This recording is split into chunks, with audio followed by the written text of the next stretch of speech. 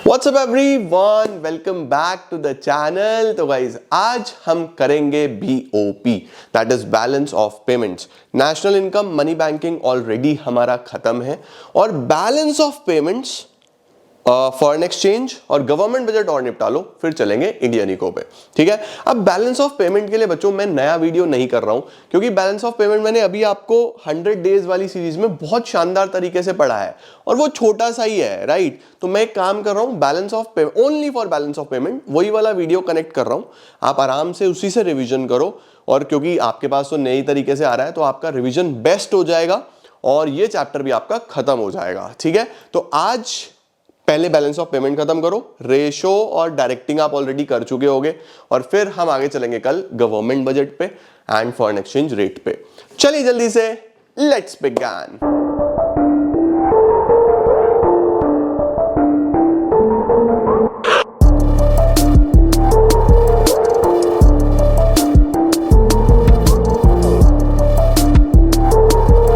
आइए बेटा जी स्टार्ट करते हैं बैलेंस ऑफ पेमेंट। बस डेफिनेशन पढ़नी है, उसके बाद तो बोर्ड पे सिखाऊंगा सारा। It is an accounting statement. सबसे पहले बेटा ये एक अकाउंट है, अकाउंटिंग स्टेटमेंट है which provides a systematic record. भाई अकाउंट है तो रिकॉर्ड तो रखेगा, of all the economic transactions between residents of the country and rest of the world in a given period of time. आओ sir, balance of payment के बारे में बच्चों कुछ छोटी छोटी चीजें बताई गई। तुम्हें मैं एक पेज पे पूरा BOP सिखा दूंगा, तुम्हारे से कुछ भी पूछ ले। सबसे पहले BOP एक अकाउंटिंग स्टेटमेंट है which records all the economic transactions, किस किस के बीच में, between residents of the country and rest of the world during a given time period। अब वो टाइम पीरियड है, वो जो टाइम पीरियड है वो एक फाइनेंशियल ईयर का होता है, जो कि यूजुअली 1 अप्रैल से 31 मार्च तक चलता है। ये तुमको पता होना चाहिए। अब ये डेफिनेशन में सब कुछ छिपा हुआ है बेटा। सबसे पहले ये एक अकाउंटिंग स्टेटमेंट है। अकाउंटिंग स्टेटमेंट का मतलब बच्चों ये भी डबल एंट्री सिस्टम फॉलो करता है। अब जिन बच्चे कॉमर्स वाले नहीं है, इको है उनके पास, साइंस वाले हैं या ह्यूमैनिटीज वाले हैं, ये समझो डबल एंट्री सिस्टम का मतलब होता है बेटा कि हर ट्रांजैक्शन के ना 2 इंपैक्ट होते हैं। भाई तुम बाजार में कुछ भी खरीदने के लिए जाओ, तुम सामान लेके आओगे, पैसे दे के आओगे, बेचने जाओगे तो सामान दे के आओगे, पैसे लेके आओगे।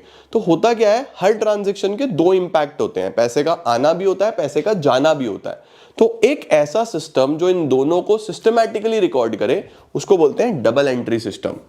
तो अकाउंट्स में हम डबल एंट्री सिस्टम फॉलो करके चलते हैं, और डबल एंट्री सिस्टम में ना 2 साइड्स होती हैं बेटा। एक होती है डेबिट साइड और एक होती है क्रेडिट साइड। सही है। तो आप डेबिट क्रेडिट भी बोल सकते हो, लेकिन अगर आपको डेबिट क्रेडिट में कंफ्यूजन हो तो समझ लो कि डेबिट को हम आउटफ्लो भी बोलते हैं, यानी कि पैसा गया तो आउटफ्लो या डेबिट बोला जाएगा, पैसा आया तो इनफ्लो या क्रेडिट बोला जाएगा। पैसा गया तो आउटफ्लो या डेबिट, आया तो इनफ्लो या क्रेडिट। ठीक है बच्चा। अब सिंपल सी बात है भाई, जाएगा तो आउटफ्लो होगा माइनस, आएगा तो इनफ्लो होगा प्लस, है ना। अब इकोनॉमिक ट्रांजैक्शंस कौन कौन सी होती हैं? तो बच्चों 4 ट्रांजैक्शंस को इकोनॉमिक ट्रांजैक्शंस बताया गया है। सबसे पहले गुड्स, जिनको हम विजिबल्स भी बोलते हैं, तो आप लिखना गुड्स या फिर विजिबल्स। फिर सर्विसेज, जिसको हम इनविजिबल्स भी बोलते हैं, सर्विस यानी इनविजिबल्स। भाई देखो मार्केट में जब ट्रांजैक्शन होगा तो गुड्स का हो सकता है, सर्विसेज का हो सकता है, यूनिलेटरल्स का हो सकता है। यूनिलेटरल्स का मतलब होता है बेटा वन साइडेड, कि वन साइडेड हमने कोई पैसा भेजा या हमने पैसा रिसीव करा। कोई ट्रांजैक्शन डबल साइडेड नहीं हो रहा, बस पैसा आ रहा है या जा रहा है। Unilaterals and capital transactions. Capital transactions कौन सी होती हैं? कैपिटल ट्रांजैक्शंस मेनली आपके एसेट्स और लायबिलिटीज को इंपैक्ट करती हैं। इसके अंदर हम बोरोइंग्स, इन्वेस्टमेंट्स, और change in foreign exchange reserves को लिखते हैं change in foreign exchange, forex, change in foreign exchange को लिखते हैं। अब मेन चीज क्या है कि बीओपी एक ऐसा अकाउंट है, एक ऐसा स्टेटमेंट है जो रिकॉर्ड करेगा आना या जाना। किस चीज का आना या जाना? पैसे का, पैसे का आना या जाना। ठीक है, पैसे का आना या जाना होगा अगर आपने गुड्स बेचे खरीदे या सर्विस बेचे खरीदे, या बाहर से पैसा आया या बाहर पैसा गया, और या फिर आपने लोन लिया या इन्वेस्टमेंट किया, या फॉरेन एक्सचेंज में कुछ चेंजेस हैं। सर फॉरेन एक्सचेंज की जरूरत क्यों पड़ी? क्योंकि बेटा बीओपी रिकॉर्ड ही इंटरनेशनल ट्रांजैक्शंस को करता है। ट्रांजैक्शन होना चाहिए between resident and rest of the world. एक मेरे देश का रेजिडेंट होना चाहिए, मेरे देश का रहने वाला, और एक फॉरेनर होना चाहिए, रेस्ट ऑफ द वर्ल्ड वाला बंदा होना चाहिए। इसका मतलब मेरे देश के अंदर अंदर की ट्रांजैक्शंस इसमें नहीं आएंगी, नहीं, सिर्फ international transactions. Only the transaction should takes place between resident of the world and rest of the world. Resident of the world बोल रहा हूँ, resident of India and rest of the world. Resident of India and rest of the world. ये ध्यान रखना, ठीक है। लो इसका screenshot, ये मेन चीज है बेटा। ओके सर, अब देखो बीओपी कैसे बनता है। ऐसे अपनी कॉपी में ना एक अकाउंट बना लेना, ऐसे बना दिया, इसको लिखा बीओपी अकाउंट। ठीक है, दो साइड है, सही है। इधर वाली को मैंने बोल दिया सपोज आउटफ्लो, वैसे उल्टा है ये, उधर होता है आउटफ्लो, लेकिन समझाने के लिए मैं लिख रहा हूं, तुम्हें बीओपी अकाउंट तो बनाना नहीं, तुम्हें तो समझना है। ये हो गया इनफ्लो। अब इनफ्लो को क्रेडिट, इसको डेबिट भी बोल सकते हो आप, ठीक है। लेकिन जब एक्चुअल में बनता है ना तो इधर डेबिट लिखा जाता है, इधर क्रेडिट। हाँ, उल्टा चलता है इकोनॉमिक्स में, ठीक है, कोई नहीं, तुम सीखो, तुम्हें अकाउंट थोड़ी बनाना है, तुम्हें तो सीखना है। अब बताओ चार ट्रांजैक्शंस कौन कौन सी होंगी? सर सबसे पहले होंगे विजिबल्स, ये मैंने हेडिंग बीच में डाल दिया, विजिबल्स। फिर होंगे इनविजिबल्स यानी सर्विसेज। फिर होंगे यूनिलेटरल्स, यूनिलेटरल्स। फिर होंगे कैपिटल ट्रांजैक्शंस। तो मेनली चार ट्रांजैक्शंस हैं, विजिबल, इनविजिबल, यूनिलेटरल और कैपिटल। यही तो रिकॉर्ड करता है बीओपी, है ना। अब मुझे एक बात बताओ, इनफ्लो कब होगा? सर इनफ्लो होगा जब हम एक्सपोर्ट करेंगे, एक्सपोर्ट ऑफ गुड्स, ये आ गया। आउटफ्लो कब होगा? पैसा कब जाएगा? पैसा जाएगा जब हम इंपोर्ट करेंगे, इंपोर्ट ऑफ गुड्स। तो विजिबल में तो बेटा सिर्फ और सिर्फ गुड्स ही आते हैं। एक्सपोर्ट करा तो पैसा आएगा, इंपोर्ट करा तो पैसा जाएगा। सिमिलरली सर्विसेज में भी, इनविजिबल में भी अगर मैं सर्विसेज एक्सपोर्ट करूं, पैसा आ गया, और सर्विसेज इंपोर्ट करूं तो पैसा जाएगा, है ना। यूनिलेटरल क्या होता है बच्चों की? Single sided. अब सपोज हमारा कोई बच्चा विदेश में पढ़ता है, अब उसको फीस की जरूरत है, हमने उसको भेज दी, तो वो क्या हो जाएगा? Unilateral transfer sent to abroad. मैं बोलूंगा यूनिलेटरल ट्रांसफर्स, यहां पे आ रहे हैं, received from abroad, received from abroad. और अगर भेजना है तो यूनिलेटरल ट्रांसफर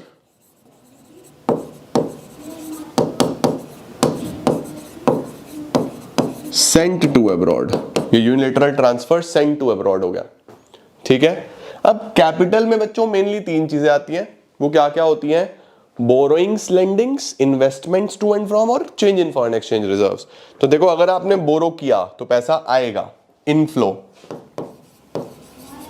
तो सबसे पहले बोरोइंग्स फ्रॉम अब्रॉड, भाई पैसा आ जाएगा।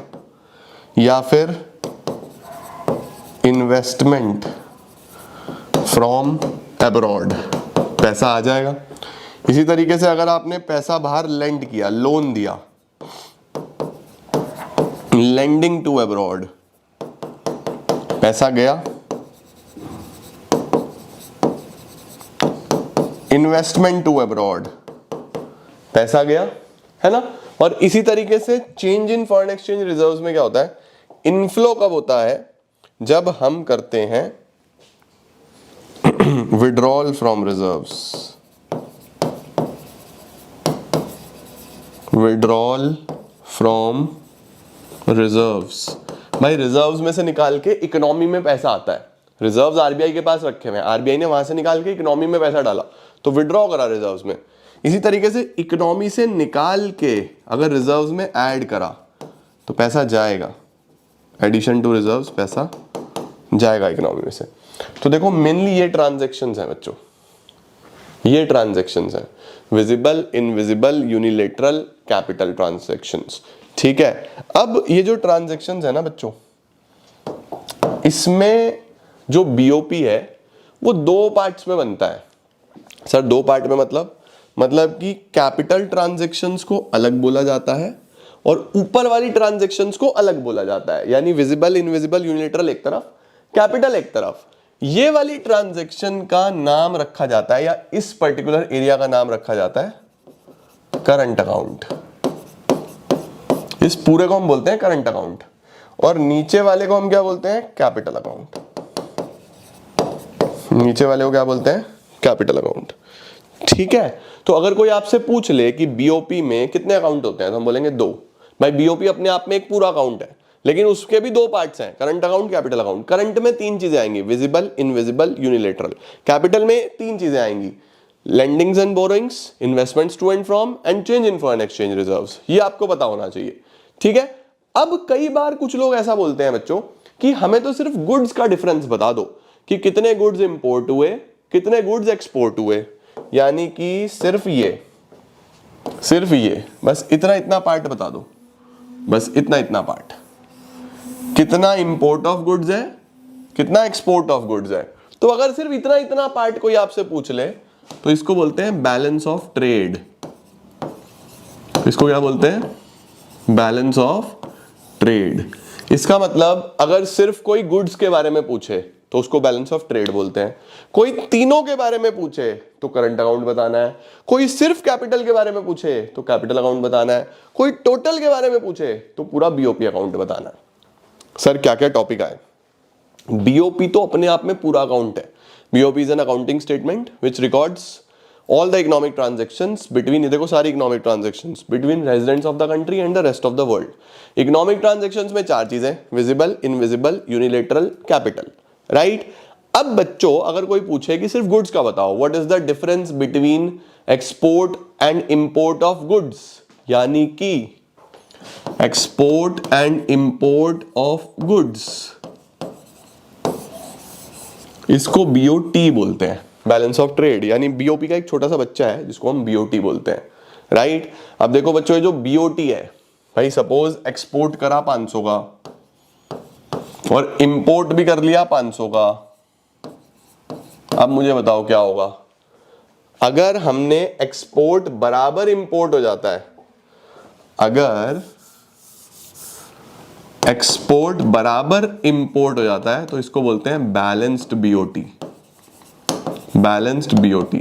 अगर एक्सपोर्ट ज्यादा इंपोर्ट कम, बताओ एक्सपोर्ट ज्यादा तो पैसा ज्यादा आएगा तो इसको बोलेंगे सरप्लस बीओटी, सरप्लस बीओटी। और अगर एक्सपोर्ट कम इंपोर्ट ज्यादा इसको बोलेंगे डेफिसिट बीओटी। हो तो कुछ भी सकता है ना बच्चों, हो तो कुछ भी सकता है। तो अगर मैं गुड्स की बात करूं, बराबर है तो बैलेंस्ड, कम ज्यादा है तो सरप्लस या डेफिसिट, है ना? इसी तरीके से करंट अकाउंट का भी बैलेंस निकलता है। अब सपोज ये 400 है, ये 300 है, तो मुझे बताओ करंट अकाउंट का टोटल कितना हुआ, 5 4 9 3 12। अब सपोज ये 500 है, ये 300 है, ये 400 है, ऐसा। तो 5 3 8 और 4 12, तो ये भी 12, ये भी 12। तो जो करंट अकाउंट है, अगर करंट अकाउंट भी मैच कर जाए, यानी कि ये जो करंट अकाउंट है हमारा, ये पूरा का पूरा करंट अकाउंट अगर मैच कर जाए, यानी करंट अकाउंट का डेबिट करंट अकाउंट के क्रेडिट के बराबर आ जाए, तो हम बोलेंगे current account balanced. Current account balanced कब बोलते हैं, जब दोनों साइड बराबर हो। किस किस चीज की, visible plus invisible plus unilateral की। सर करंट अकाउंट सरप्लस किसको बोलेंगे, current account surplus, CAS। Current account surplus किसको बोलेंगे, सोचो। ये तो कब होगा, जब इनफ्लो बराबर आउटफ्लो। सरप्लस कब होगा, जब इनफ्लो ज्यादा आउटफ्लो कम। इनफ्लो ज्यादा कब होगा, जब बेसिकली क्रेडिट साइड ज्यादा होगी, है ना। सर करंट अकाउंट डेफिसिट किसको बोलेंगे, डेफिसिट किसको बोलेंगे, जब इनफ्लो कम आउटफ्लो ज्यादा। पैसा कम आ रहा है, आउटफ्लो ज्यादा हो रहा है, यानी डेबिट ज्यादा होगा क्रेडिट से। तो करंट अकाउंट भी बैलेंस भी हो सकता है, करंट अकाउंट भी सरप्लस में भी जा सकता है, करंट अकाउंट भी डेफिसिट में भी जा सकता है। अब एक्चुअल में पता क्या होता है बाबू, हमारा मेन अकाउंट तो यही होता है। इकोनॉमी का जो मेन अकाउंट है ना, वो करंट अकाउंट ही है। मेन अकाउंट तो यही है, यही हमारा मेन अकाउंट है। अब होता क्या है, कई बार करंट अकाउंट में पैसा ज्यादा आ जाता है। सपोज यहां पे भाई ये तो 1200 है, 5 3 8 और 4 12, और यहां पे 5 4 9 और 6 15,000 हो गए। अब तुम सोचो, 100 था ना, 100 चल रहा था ना, करोड़ में है ये मान के चलना सारा। तो हमारे देश में से पैसा बाहर कितना गया, 500 300 800 और 400 1200 रुपए गए, 1200 करोड़ गए। आए कितने, 1500 करोड़। तो 300 करोड़ फालतू हो गए तुम्हारे पास अभी भी। हम ये कोशिश करते हैं कि ये हमेशा बराबर रहे, हम क्या कोशिश करते हैं कि ये हमेशा बराबर रहे। तो तुम्हारे पास 300 फालतू है, तुम 300 या तो लोन दे दोगे, यहां से 300 निकाल के इधर, या तो लोन दे दोगे या इन्वेस्ट कर दोगे इंटरनेशनली, या इंटरनेशनली इन्वेस्ट कर दोगे, या इकोनॉमी से हटा के अपने रिजर्व्स में रख दोगे, आरबीआई के पास एडिशन कर दोगे अपने रिजर्व्स में। तो बेसिकली अगर एक्स्ट्रा पैसा हुआ इधर, तो उसको हम कैपिटल अकाउंट में ऐसे एडजस्ट करते हैं।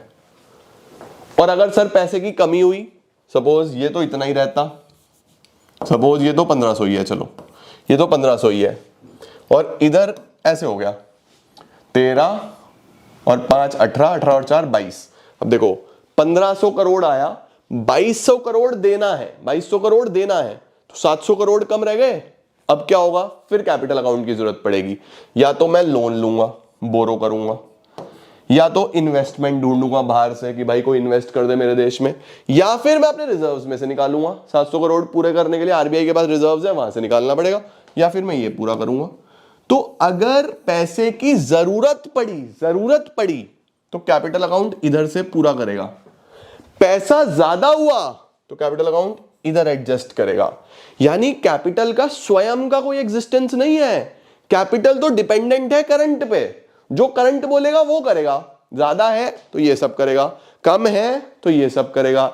यानी कैपिटल का पर्पस सिर्फ करंट को मैच करवाना है, दैट इज इट, और कुछ नहीं है, समझे। ज्यादा है तो लेंड कर दो, लोन दे दो, इन्वेस्ट कर दो या रिजर्व्स में ऐड कर दो अपने। कम है तो लोन लो, इन्वेस्टमेंट ढूंढो या रिजर्व्स में से विड्रॉ करो। इस पूरे हिसाब किताब को बच्चों बोलते हैं बीओपी अकाउंट, ठीक है।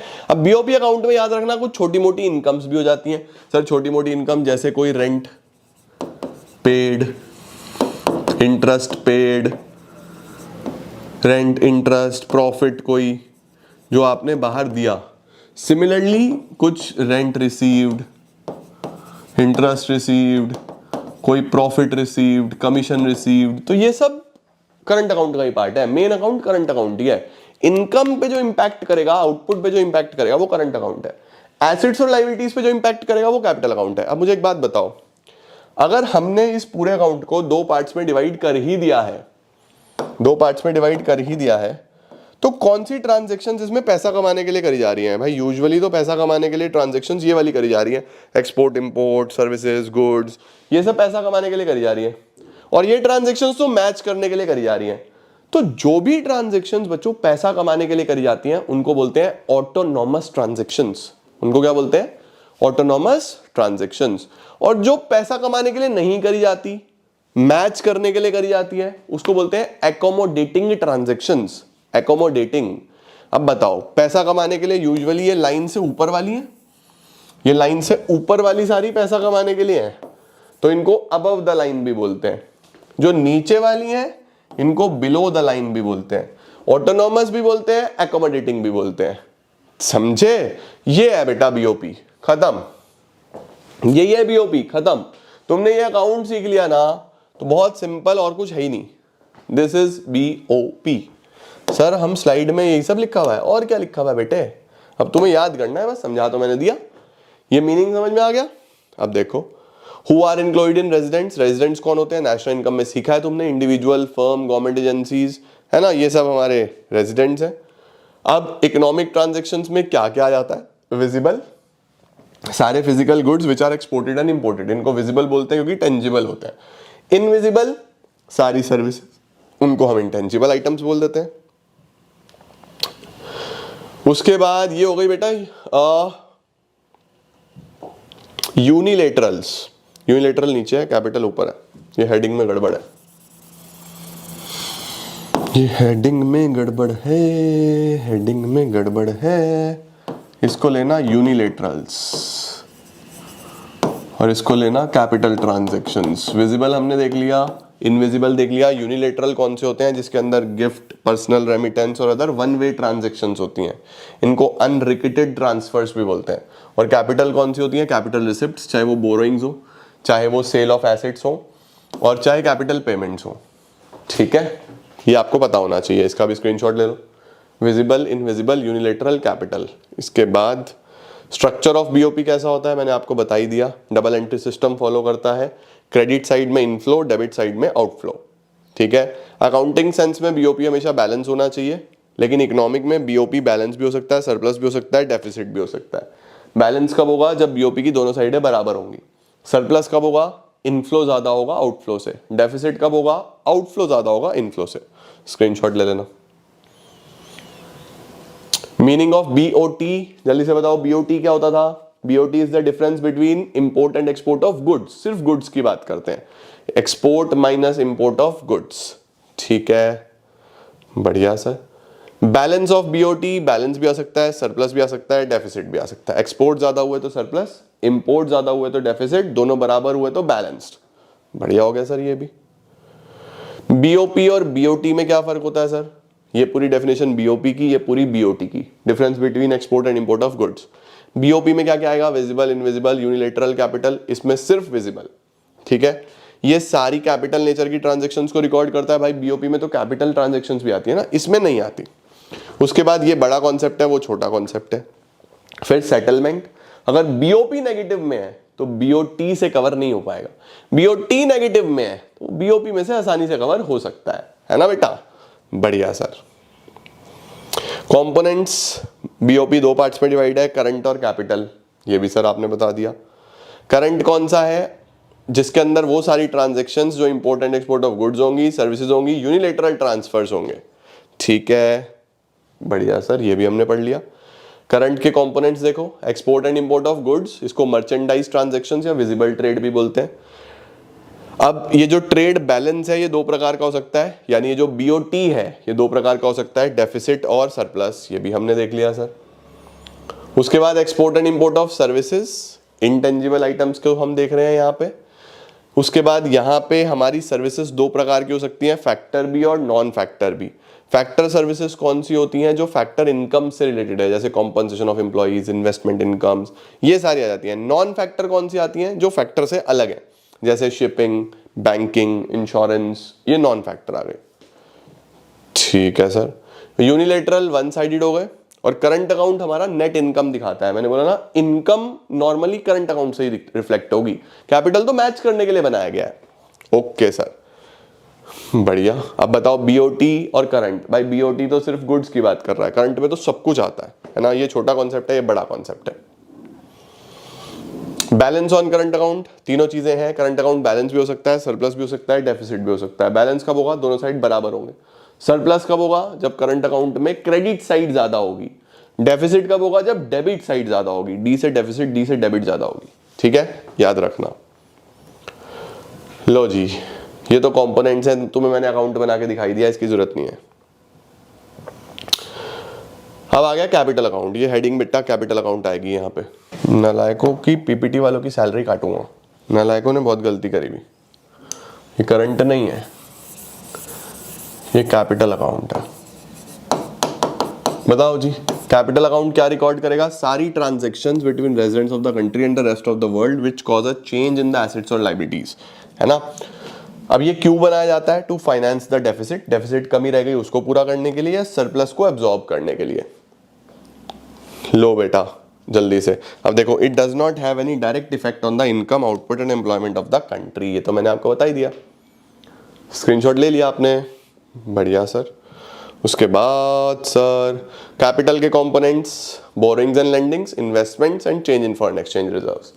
इन्वेस्टमेंट्स में हमारी एफडीआई भी आती है, पोर्टफोलियो इन्वेस्टमेंट भी आती है। एफडीआई का मतलब होता है बेटा पूरा का पूरा एसेट ही कैप्चर कर लिया, वो है फॉरेन डायरेक्ट इन्वेस्टमेंट। और पोर्टफोलियो इन्वेस्टमेंट होता है जिसमें कुछ शेयर्स के थ्रू इन्वेस्टमेंट करा। भाई तुम गए, तुमने बाहर जाए कोई जमीन खरीद ली, पूरी बिल्डिंग खरीद ली, सब तुम्हारा, वो एफडीआई हो गया। तुमने बाहर जाए किसी कंपनी के शेयर्स खरीदे, वो पोर्टफोलियो इन्वेस्टमेंट हुआ। देखो क्या लिखा हुआ है, FDI refers to purchase of an asset such that it gives direct control to the purchaser, whereas portfolio investment is the purchase of asset, it does not give any direct control। यहां पे सिर्फ आप shares खरीदते हो, ठीक है। Investment में दोनों आ जाता है। It also includes foreign institutional investments, ठीक है sir. Balance on capital account, अब जो नेट वैल्यू होती है, the value of credit and debit, उसको हम बैलेंस ऑन कैपिटल अकाउंट बोल देते हैं। इसमें भी सरप्लस भी हो सकता है, डेफिसिट भी हो सकता है। भाई जो भी ज्यादा होगा उससे पता चल जाएगा। क्रेडिट ज्यादा, क्रेडिट ज्यादा का मतलब क्या, पैसा ज्यादा आया, और डेबिट ज्यादा का मतलब पैसा ज्यादा गया। उस हिसाब से सरप्लस डेफिसिट यहां पे भी हो सकता है, ठीक है सर। कंपोनेंट्स ये ऑलरेडी मैं आपको बना के दिखा चुका हूं, क्या डेबिट में क्या क्रेडिट में तुमको पता ही है, ठीक है sir. Balance on current account versus balance on capital account, अगर हम इसकी बात करें तो देखो यहाँ पे क्या बोल रहा है, अकाउंटिंग सेंस में तो करंट प्लस कैपिटल जीरो ही होना चाहिए। भाई जितना ऊपर आया वो नीचे प्लस करके अल्टीमेटली जीरो बन जाएगा, है ना। तो क्या बोल रहा है, balance on current account and balance on capital account is inter related. Accounting sense में दोनों जीरो बनेंगे। इकोनॉमी में अगर करंट अकाउंट डेफिसिट है तो कौन पूरा करेगा, कैपिटल का सरप्लस, है ना। इसी तरीके से अगर ऊपर सरप्लस है तो वहां से नीचे आ जाएगा, बढ़िया sir. Capital account current account का difference, capital account capital stock में चेंज लेके आएगा, एसेट्स लायबिलिटीज में चेंज लेके आएगा।